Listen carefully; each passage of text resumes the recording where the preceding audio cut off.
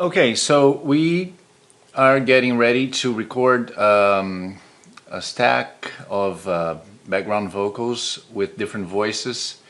It's going to be a three-part harmony and we're going to use 4 tracks for each part. So we're going to do 12 tracks. I have already built those tracks. In fact, I built even 4 tracks extra in case we decide we need them for some reason. And they are all being sent to a little comforting reverb bus, same one I used for the lead vocal. Doesn't mean I'm going to use that for the mix down, but I can if I decide that sounds real good. How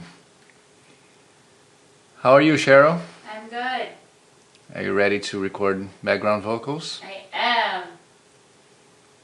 I'll play and you let me know if you need anything else different in your headphones, okay? Okay.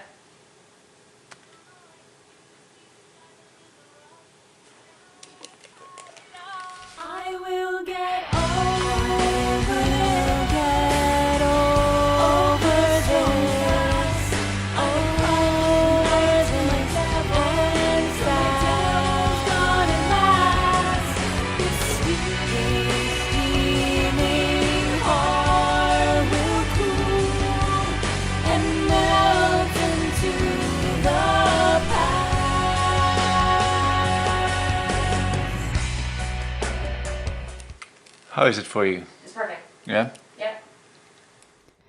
So with recording these background vocals, I'm singing words, so this isn't one of the ooh-ah background vocals. The words will have a little bit more emotion to them than if I was just singing oohs and ahs. So I am treating them a little bit halfway between a background vocal and a lead. I'm trying to put a little bit of inflection at the same time because it is a background vocal and there's going to be 12 of these eventually. I'm lightening up on my articulation. So for example, the very last word of this whole chorus is the word past. If I had 12 P's and 12 st at the end, it can start to sound really muddy. So I'm going really light on the P's and the st's and all the very, noisy articulation. And I'm really focusing on the vowels. So that's something important if you're going to be singing background vocals with words instead of the typical ooh-ahs.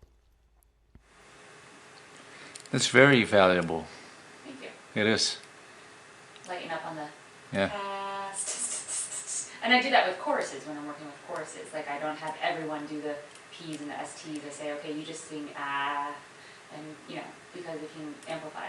Yeah, because many times when I'm mixing, I actually have to write S's and P's because the background singers just don't care about that. They just sing as if they were singing, a vocal part. And, Right. Yeah. So, yeah.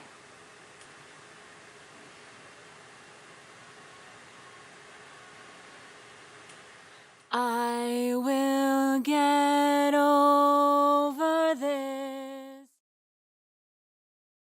Okay, we did record, as I said, the first note, 4 tracks of that note. Now we're gonna do a second note of vocal part, recording another 4 tracks, one stacked on top of the other, so we get a thick vocal sound. Ready? Yeah.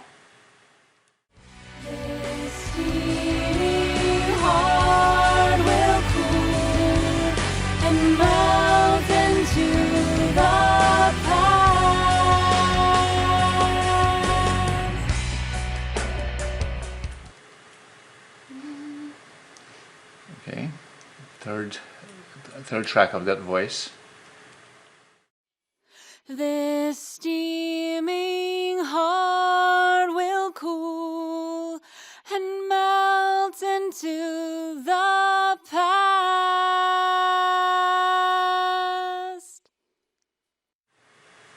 Okay, just one more to go for that voice.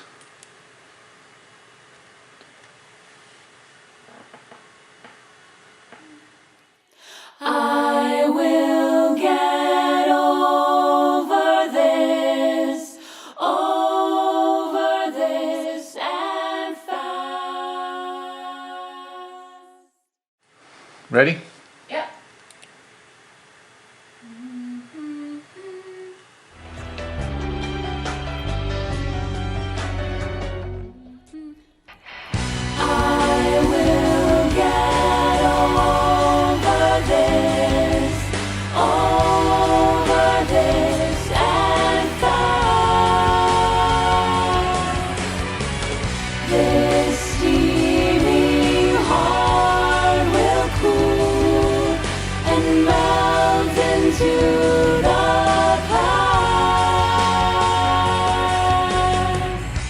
you'll notice in this third background vocal part, it's a little bit higher for me. I need a lot more air to push through. I'm singing it in my head voice. And because I need a lot more air, I'm going to be breathing a lot more often.